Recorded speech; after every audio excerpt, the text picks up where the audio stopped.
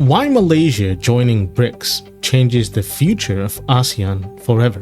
BRICS, an intergovernmental organization comprising Brazil, Russia, India, China, South Africa, and as of 2024, Iran, Egypt, Ethiopia, and the United Arab Emirates, has been getting a lot of attention in recent years as the global landscape moves away from a United States-led international order, or international disorder, as I like to call it. Joining BRICS will pave the way for Malaysia to gain greater economic opportunities, given that there are 1.6 million individuals with investable assets of about $1 million in the grouping. Will joining BRICS signify a significant change for Malaysia? How will it benefit Malaysia and other ASEAN countries? There have been deep-seated issues relating to OIC, or the Organization of Islamic Cooperation, and ASEAN in recent years. The OIC has 57 members and is the second largest organization after the United Nations. It bills itself as the collective voice of the Muslim world, but is undergoing tremendous changes due to geostrategic changes in the Middle East, such as reforms under Saudi Arabian Prince Mohammed bin Salman, and Saudi Arabia normalizing relations with Israel. The recent inability of OIC to come to a united voice on the Gaza conflict shows how much the OIC has changed. There are deep differences within ASEAN members on what the rise of China means for the region. The ongoing conflict over claims in the South China Sea clearly shows the divisions in ASEAN, though the tensions were deliberately heightened to benefit an external power, namely the United States. Thus, it's not surprising that Malaysia is looking for additional international platforms to project its national interests. Additionally, joining BRICS is a straightforward affair. The grouping is a platform to talk about close trade and political consensus on international issues.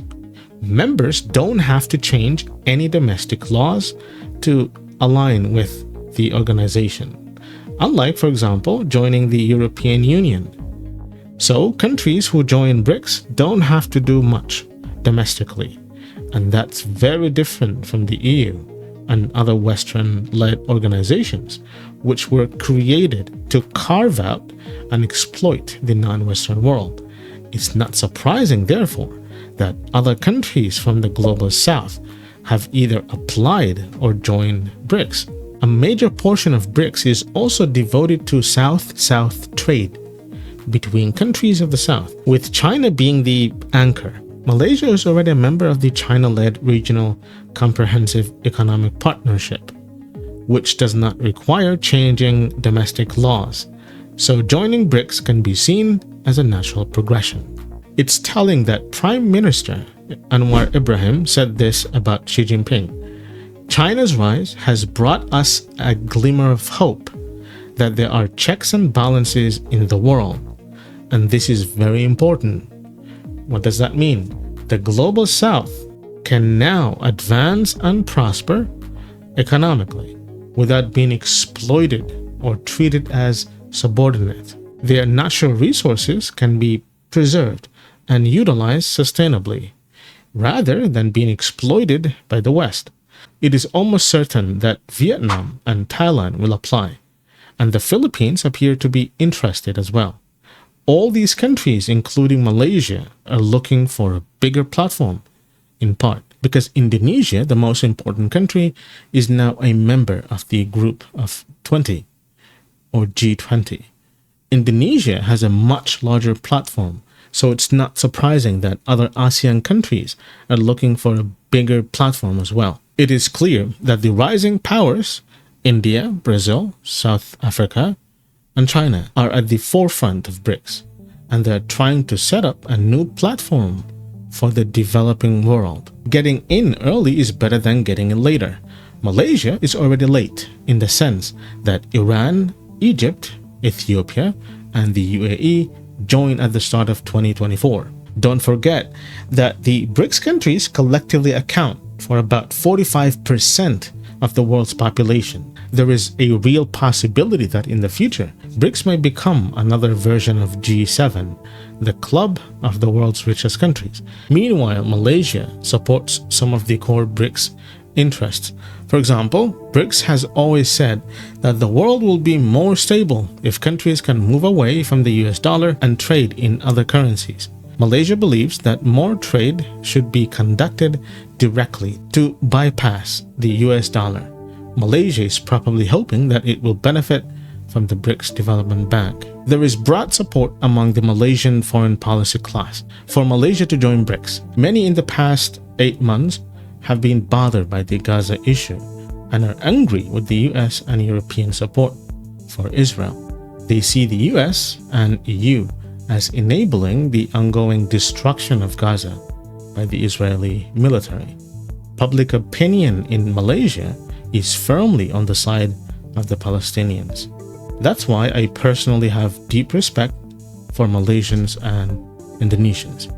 Russia, China, and South Africa are leading critics of Israel on the Gaza issue.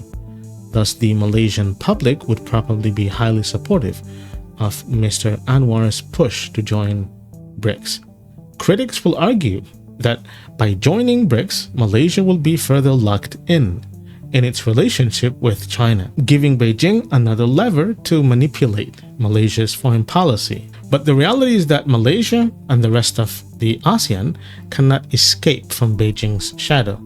China has always been the leading power in Southeast Asia, except for the 300 years when the region was under the European colonial rule. Furthermore, historically, China has not interfered in the political affairs of other countries.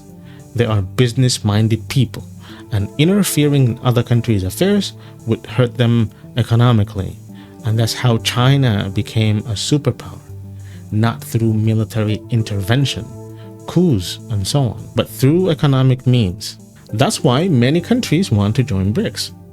Malaysian elites have taken the position that they must engage China regardless, and that more engagement is better than less engagement. China has been Malaysia's top trading partner for the past 15 years, and there is no reason this will change in the foreseeable future. Malaysia is also a subscriber to China's Belt and Road Initiative. The only people who will be annoyed by Malaysia's application will probably be the US and its allies. As usual, the US sees BRICS as essentially a loose body dedicated to replacing the dominance of the West in the international arena. And hopefully the rest of ASEAN will join soon. Thailand and Vietnam probably will apply to join BRICS next year. Let us know your thoughts in the comment section.